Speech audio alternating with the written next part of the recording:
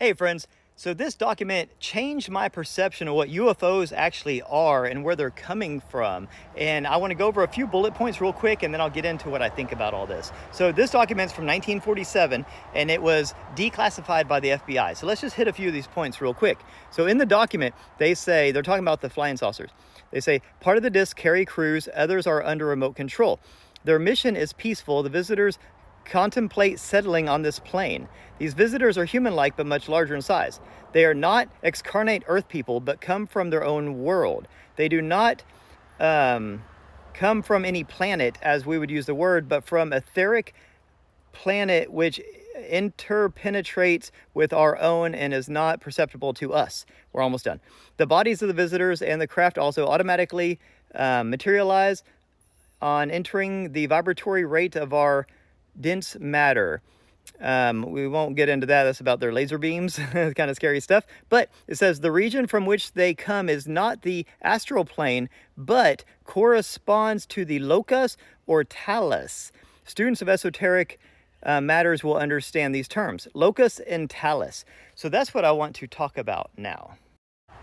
So locus and talus is from ancient Hinduism and also theosophy, and what it talks about is the 7 realms of the universe. So they split the universe into 7 realms, and each realm they're like bipolarized, right? So they have different polarities. So you have a kind of like a material and a spiritual realm. So the locus is the spiritual realm and the talus is the material realm, right? So there's 7 levels to the universe. Okay, this is where it gets super interesting because they're kind of nestled. There's a hierarchy. So we're at the bottom level, right? So we're right here and we can't really see or interact with anything outside of our level, but outside of our globe is what they call it, our world, we're at the densest bottom, most material world.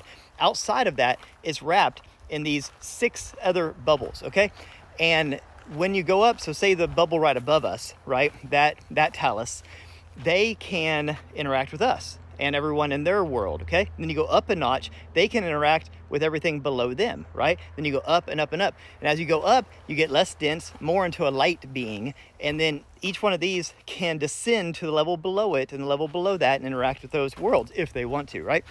So this led me to remembering what Tom DeLonge said one time. He had a classified briefing and he said that the way he was described what a UFO was is not a flying disc but a submerging craft. So meaning that the same way we get into a submarine, right? So for us to go into the sea, we have to become more dense, okay? Because we have to sink into the sea. So a submarine actually has these like containers that fill up, these compartments that fill up with water. When they fill up with water, it makes the submarine more dense and it sinks. Now for the submarine to come up, it lets that water out and then it floats up, okay? So that's how a submarine goes down into the sea. It doesn't swim down, it doesn't propel down, it sinks, it submerges. That's why it's called submarine, submerge, okay?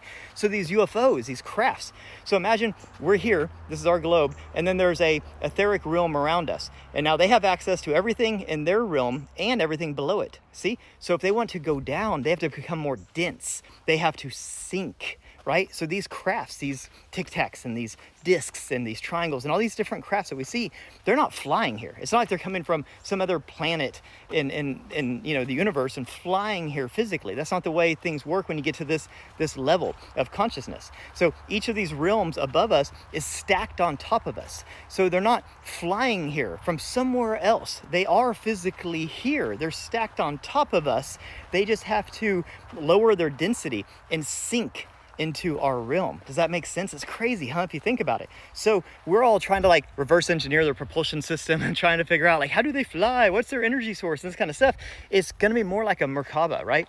A Merkaba is like, or Merkaba, however you say it, is basically 2 tetrahedrons, 2 pyramids, right? So you have one pyramid going this way and one pyramid coming down this way. They spin around in opposite directions. And I actually have a meditation. I'll do another video on a Merkaba meditation, which you can actually create this vehicle around your astral body so that you can safely travel through the astral realms in different dimensions. It's amazing.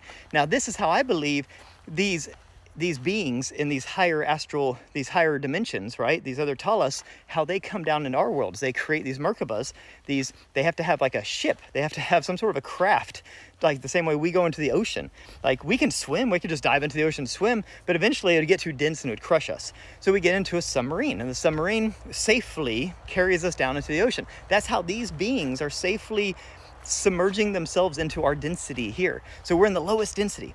Now, a real quick summary of what the Hindus and Theosophy says about what this progression is that basically we start at the top and we're just pure light, right? We're the absolute source consciousness.